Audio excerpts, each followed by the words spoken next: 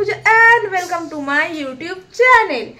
তো আজকে আমি রান্না করছি, তো স্পেশাল কিছু রান্না হচ্ছে, তো সেগুলোই তোমাদের সঙ্গে শেয়ার করব। তো চলো দেখতে থাকো।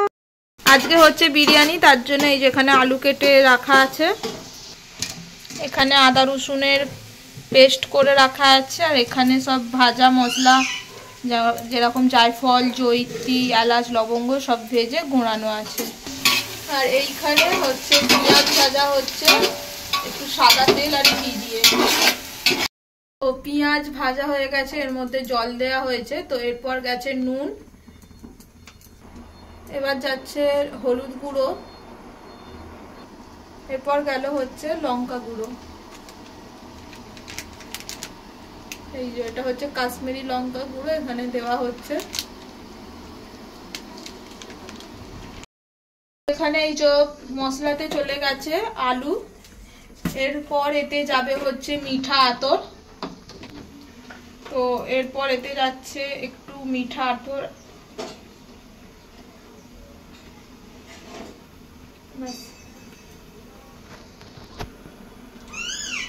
বাটা দিয়ে দিচ্ছি।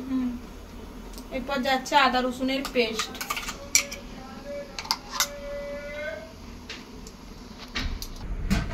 তো এখানে সব মশলা পড়ে গেছে, তো এবার এটাকে একটু নেড়ে দেওয়া হবে, তো তারপরে ঢাকা দেওয়া হবে যতক্ষণ না আলুটা মোটামুটি একটু সেদ্ধ হচ্ছে ততক্ষণ। চিকেন চাপের মাংস বসানো হচ্ছে। এই হাঁড়িতে 2 চামচ ঘি আর 2 চামচ সাদা তেল দেওয়া হয়েছে।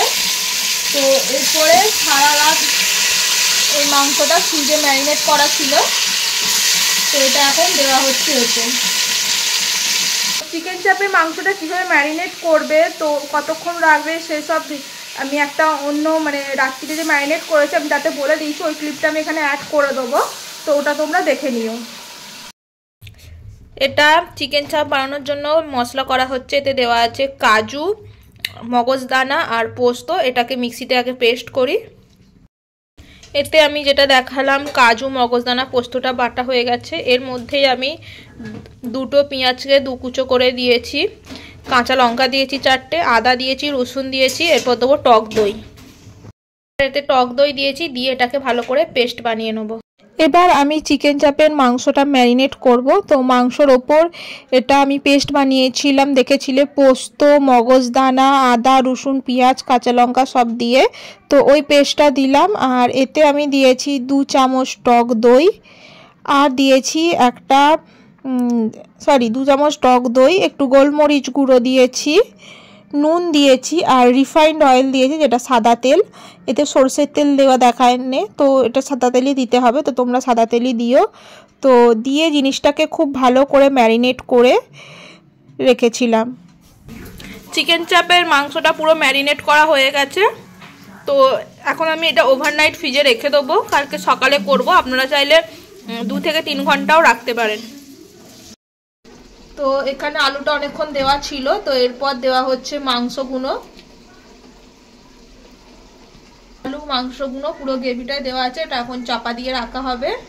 এটা ভালো মতন সেদ্ধ হবে, এটা জল দিতে লাগবে না কারণ মাংস থেকে জল বেরোবে। তো আলু মাংস পুরো সেদ্ধ হয়ে গেছে। এর মধ্যে দেওয়া হয়েছে টক দই আর একটা ভাজা মশলা বিরিয়ানি দেওয়া হয়েছে, যেটা ঘরে ভেজে ঘোরানো আছে। প্রচুর ধোঁয়া উঠছে সেই জন্য দেখা যাচ্ছে না। তো এরপর ভাতটা এর উপর দেওয়া হবে, 60% সেদ্ধ হবে সেই রকম দেখে ভাতটা এই যে একটা ছান্তায় করে ছেঁকে এর উপর দিতে হবে। এই মাত্র চান করে এলাম, এখন 2:40 বাজে।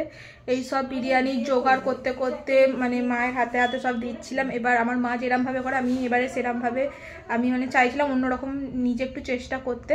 তো আমি ইউটিউব থেকে একটু অন্যরকমভাবে করেছি, তো জানি না কীরকম হবে। চিকেন চাপ আর বিরিয়ানিটা দেখি, তো জানি না কীরকম হবে। আমার তো প্রচুর ভয় লাগছে, এখন মনে হচ্ছে যে কেন আমি করতে গেলাম, মা করলেই ভালো হতো।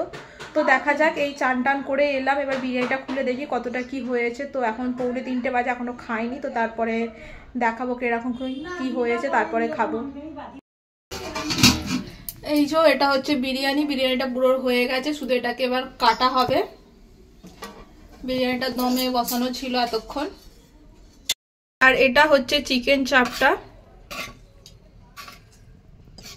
একটা জিনিসই ভুল হয়ে গেছে, ভিডিওটা দেখে আমি ইউটিউব দেখে করেছিলাম, তো ওতে দেখিয়েছিল কেশরি রং, কেশর যে এটা হয় বিরিয়ানিতে দেওয়ার কালারটা, তো ওটা দেওয়া, তো ওটা আমি অনেকটাই পরিমাণে বেশি দিয়ে দিয়েছি, তো তার জন্য কালারটা পুরো এরকম চলে এসছে বিরিয়ানির, তো ওটাই ভুল হয়ে গেছে।